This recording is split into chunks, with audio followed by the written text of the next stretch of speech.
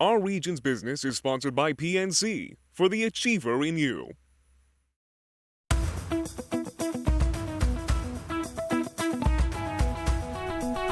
An unlikely entrepreneur has built one of our region's fastest growing businesses as tracked by the Pittsburgh Business Times. The company's called Target Freight Management, got its start in 2009 in the depths of the Great Recession.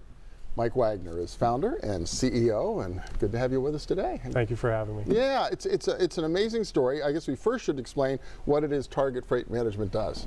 We're a freight management firm. We specialize in renegotiating LTL freight contracts for small to mid-sized manufacturers. So you don't run a fleet of trucks? No trucks, non-asset-based third-party logistics company. Okay, so where do you fit? How do you sort of interface between the person who's got to ship something and the company with the trucks? Our niche is more in the small to mid-size, so companies spending between $200,000 a year on LTL and about $2 million on LTL. Okay.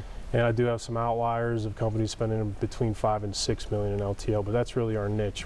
Those are the kind of companies we're calling on. So the shipper, they're not big enough to have a really sophisticated sort of supply chain management operation. Correct, and definitely with the recession back in '09, a lot of those transportation departments got split up because they're cutting back in other departments and companies, and one of the ways to do that is to outsource opportunities with companies like myself who specialize in transportation and shipping, and it allows those customers to just focus on manufacturing and distribution, which is what they do. Sure. So were you in this line of work before you started the company? Yeah, so I actually got my start all the way back as a package handler at FedEx. Really? And when I was 21 years old, I had my daughter. I was still in college. I worked through FedEx as a route driver in the evenings. Okay. I did my internship in management at FedEx, so that's how I got my start in transportation. I then worked at overnight transportation as a local sales rep, which was bought by UPS Freight. And then I worked for two other 3PLs prior to starting my own company in '09. But it was really, so you know, when you talk to people who start businesses in the middle of like the Great Recession, you know, why in the world would you take the plunge? But you really saw the opportunity that was being created, what, by the cutback of all these Correct. transportation departments? So when I went out and started my company, and like you said, just about everybody I spoke to thought I was crazy because it was in the midst of the Great Recession.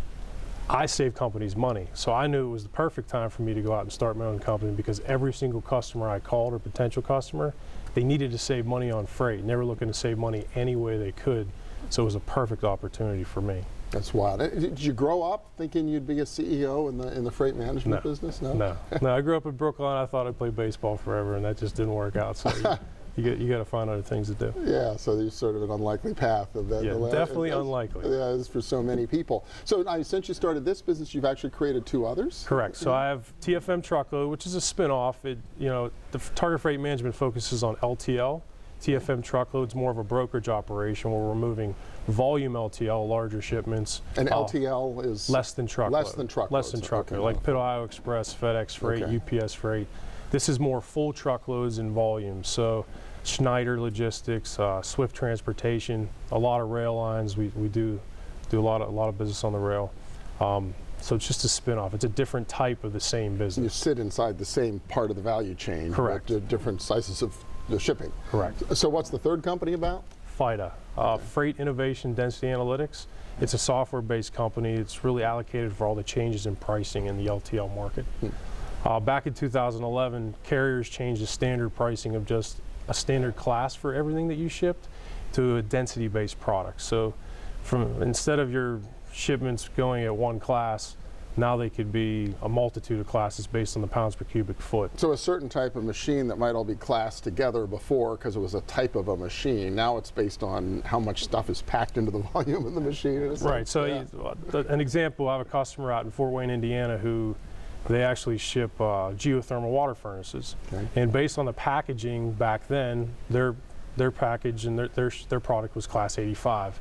And then the NMFTA, the National Motor Freight Transportation Association, made a change to the commodity, and that actual geothermal water furnace became a density-based item, which could be anywhere from Class 85 to Class 400.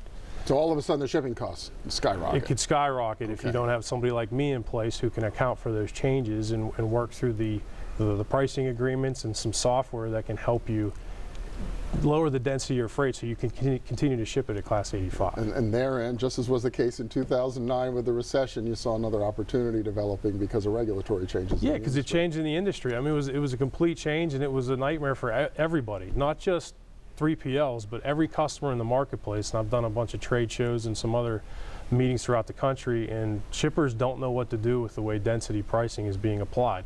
It's basically the parcel model on a freight shipment now, and they just don't have the wherewithal or the people in the background to account for the density changes. So we provide software that helps them do it for them. And you really see this as a new growth opportunity for the company? Absolutely. We have some patent pendings on the software. It's been out in a beta with Target Freight Management for about a year now. And it's working tremendous. I mean, it really is. Well, fascinating story. Great to see you having this kind of success here in our region. Mike Wagner from Target Freight Management. Thank you. Thanks. Thank you. And we'll be back in a minute with a little dollars and cents. Stay with us.